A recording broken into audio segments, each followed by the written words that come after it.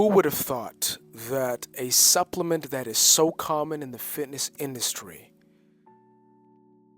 that has been around for years, it is researched, all sorts of people take it, everybody has heard of this supplement. Turns out that this supplement is one of the best compounds that somebody can take for the health and functioning of their brain. Now that compound is creatine. Creatine. You've probably heard of creatine. You probably take creatine. I take creatine almost every single day. I put about 5 grams of it in my coffee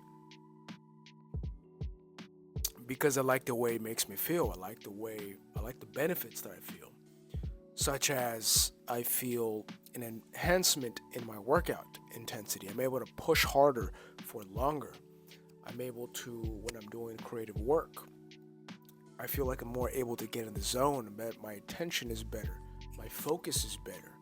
So that is going to be the focus of today's video, is how creatine can benefit the brain and the different ways that it does that.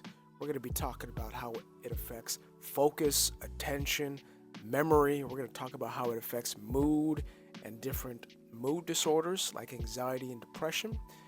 And we're going to be talking about how creatine improves energy accessibility, giving you more energy to do the things that you want to do. So that is going to be what this video consists of. Let's get to it. First and foremost, let's define what is creatine. Now, creatine is a naturally occurring compound found in muscle cells. It is composed of 3 amino acids: arginine, glycine, and methionine.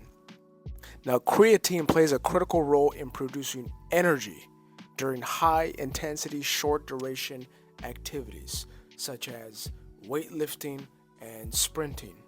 So my recent interest with creatine lately has been on how creatine improves our brain. How does it do it? What are the mechanisms? What are the underlying reasons why creatine can enhance brain functioning?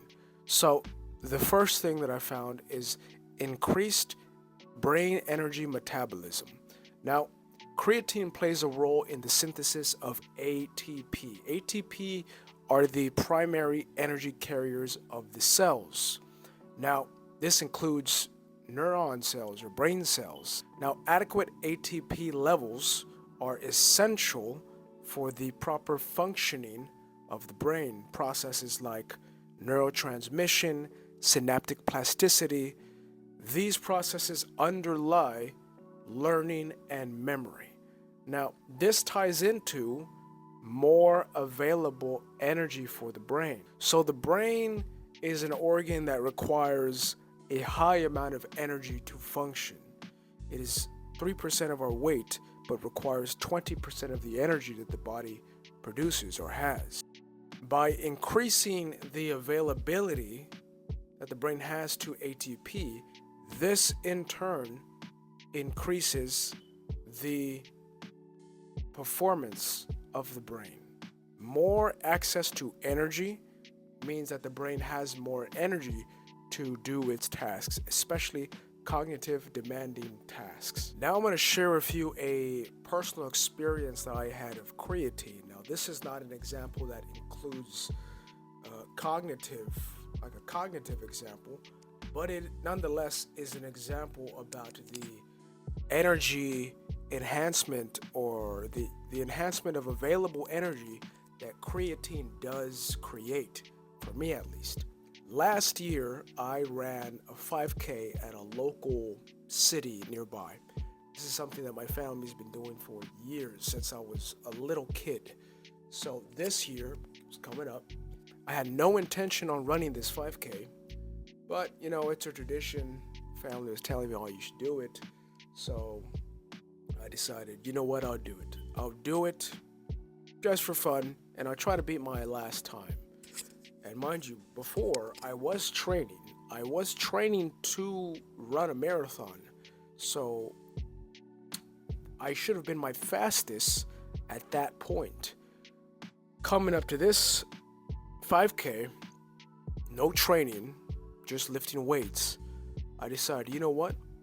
I remembered about creatine. I remembered the fact that creatine increases the availability of ATP in the muscles. And I thought, okay, if I take a high dose of creatine, theoretically, this should make me faster. I should be able to run longer and harder. So I did that. I took 10 grams, put in my coffee, went to the race, did the race, felt good during the race, and I actually beat my best time by 35 seconds. I think I got 19 minutes and like 15 seconds for a 5K, which was my fastest time ever. No training. And what that showed me was that creatine is a very powerful supplement. It's with no training, it made me significantly faster and allowed my body it gave my body what it needed to run faster, to run for longer. So that is an example of creatine and how it increases your availability to ATP of energy. Now, if it could do that to your muscles, it will do that for your brain as well.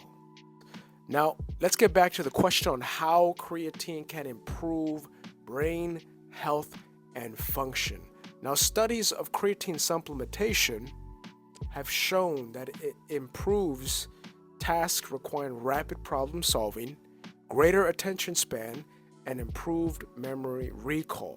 As well as people who were taking creatine, it improved their memory on intelligence test scores. Another thing is that creatine supplementation reduces mental fatigue on cognitive demanding tasks, enhancing concentration and focus. So, creatine is almost like a buffer for stress on the brain and makes you more mentally tough in dealing with stressful situations. Now, the third thing is that it improves mood and mental health. Now, since 2020, there has been a rise of mental health conditions, anxiety, depression, things of those nature. And there was actually a study done treating major depression in a group of 52 women.